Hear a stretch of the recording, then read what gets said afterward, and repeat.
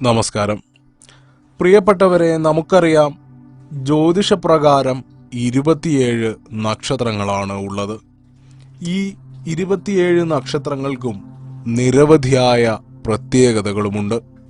ഇതിൽ കാർത്തിക, ആയില്യം, മകം, ചിത്തിര, വിശാഖം, തൃക്കേട്ട, മൂലം, അവിട്ടം, ചതയം എന്നീ 9 നക്ഷത്രങ്ങളിൽ ജനിക്കുന്ന സ്ത്രീകൾക്ക് ചില പ്രത്യേകതകളുണ്ട്.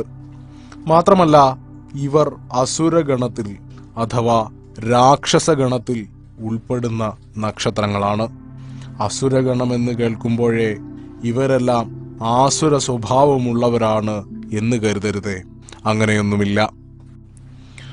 വാസ്തവത്തിൽ ഈ നക്ഷത്രങ്ങളിൽ ജനിച്ച സ്ത്രീകൾ നല്ലവരാണ് എന്ന് മാത്രമല്ല, ജീവിക്കാൻ പഠിച്ചവരുമാണ്. അതുകൊണ്ട് തന്നെ ഇവരെ വിവാഹം കഴിക്കുന്ന പുരുഷന്മാർ ഭാഗ്യവാന്മാരാണ്.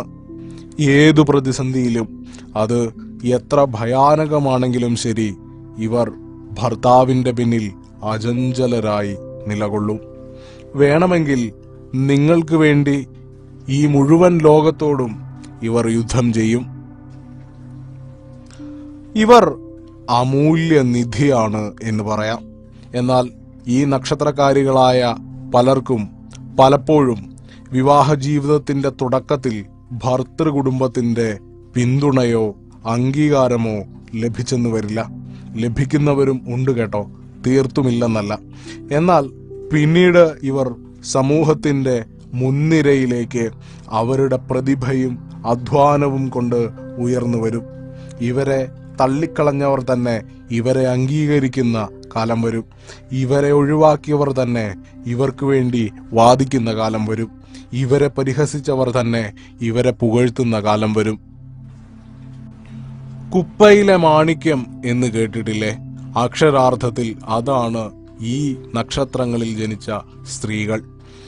ഇവർ നിങ്ങളുടെ കൂടെയുണ്ടെങ്കിൽ, നിങ്ങളുടെ ലക്ഷ്യത്തിലേക്കുള്ള ജൈത്രയാത്രയിൽ ഈ സ്ത്രീകൾ നിങ്ങളുടെ കൂടെയുണ്ടെങ്കിൽ ജയമേതാണ്ട് ഉറപ്പാണ്. അതായത് നിങ്ങളുടെ അതേ ചിന്തയോടെ ലക്ഷ്യത്തിനു വേണ്ടി ഇവർ നിൽക്കും എന്നർത്ഥം. ഈ നക്ഷത്രജാതരായ സ്ത്രീകൾ ഏറ്റവും പ്രാധാന്യം നൽകുന്നത് കുടുംബത്തിനാണ്.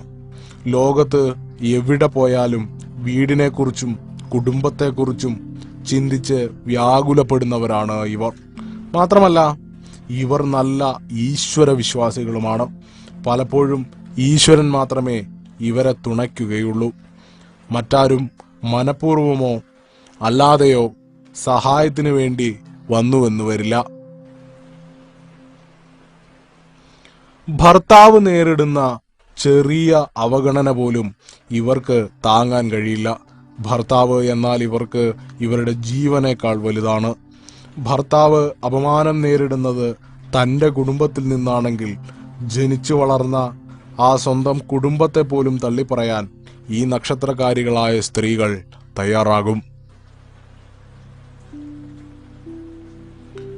എന്നാൽ ഇവരുടെ പങ്കാളികൾ ചിലപ്പോൾ ഇത്തരം കാര്യങ്ങൾ വേണ്ട രീതിയിൽ മനസ്സിലാക്കി ഇവരെ അംഗീകരിക്കുന്നതിൽ വിജയിച്ചു എന്ന് വരില്ല.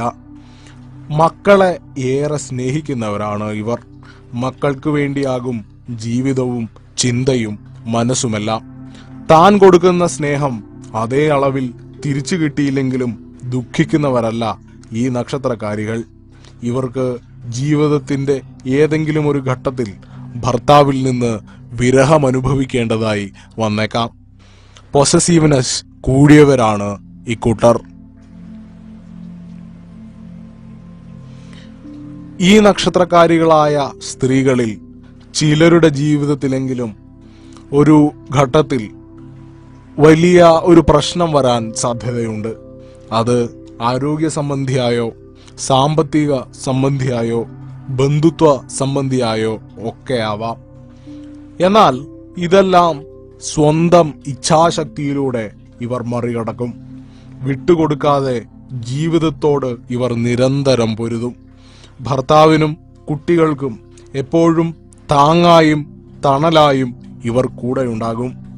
8ലെ പശുവാകാൻ ഇവർക്ക് താല്പര്യമില്ല. കറകളഞ്ഞ പ്രായോഗികവാദികളാണ് ഇവർ.